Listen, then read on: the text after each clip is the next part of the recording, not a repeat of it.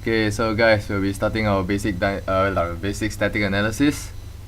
So before we do anything, we would like to check if there are any recognized file signatures or any suspicious codes for this malware. So we'll be using this virus total to do so. So we'll check this file inside and we'll scan it and we'll view the analysis, and ta-da! 43 out of 54. So this, we can see that this is indeed taken as a malware, backdoor, trojan and stuff. You can view other file detail and information here. So yeah, moving on, we'll be going back into here. So first up, we'll be can look at the hash using winmd5, and yeah, this is what you got. So moving on to the PID, you can check if this malware is packed or not. And looking at this, oh shit, sorry. So yeah, looking at this, there's nothing found, and we'll assume that this will be the compiler. Another way to check if it's packed or not is by looking at the raw size and the virtual size. Since the raw size is bigger than the virtual size, then it is not packed. So yes, moving on to view, there's actually nothing much you can see here, just very little things. The signature, yeah, file header, this might be, we can assume that this is the date and time where this malware is created, and these are the doc tags, data, and these are some information that this malware has. So these are the imported DLLs, which we will be looking at next in the dependency walker, so I'm not gonna go into this thing. Moving on, dependency walker. Yeah, so look at this. So another way to see if this malware is packed or not is by looking at the imported DLLs. Since we can see like everything here, so let's assume that we don't assume, we are sure that it's not packed. Okay, so these things, Jesus.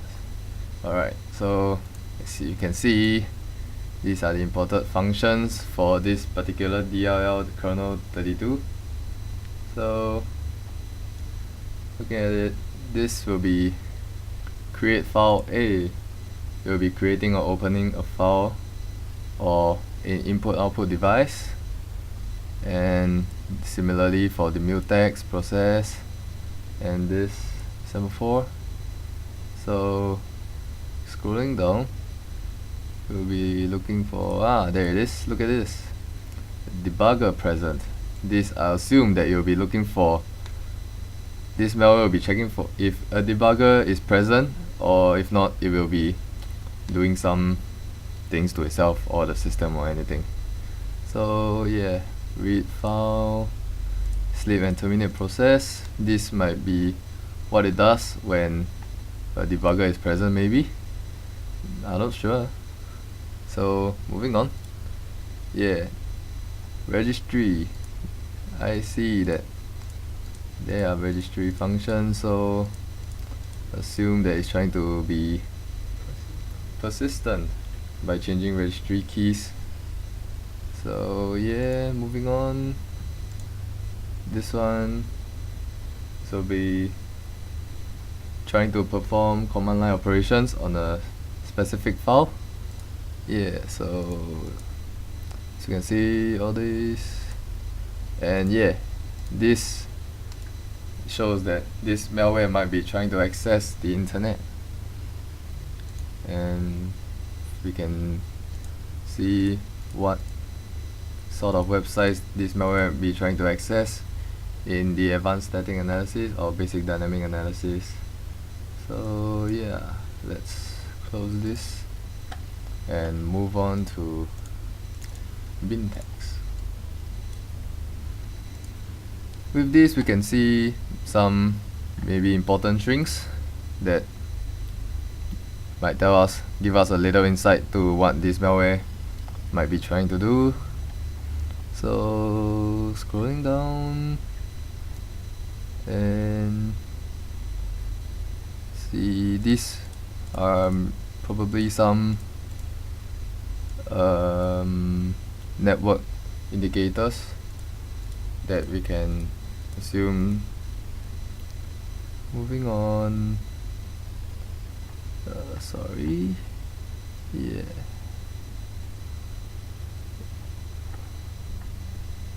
Oh, wrong one. Okay, yeah, this. Okay, scrolling down, continuing, and these are some websites. Yeah, network indicators as well. And this we can assume that when all these are present, such as Wireshark, when Wireshark maybe like trying to capture its packets, and if this malware detects Wireshark, the malware might try to terminate itself or something, as well as it might be checking if it's in a sandbox or in a VirtualBox service.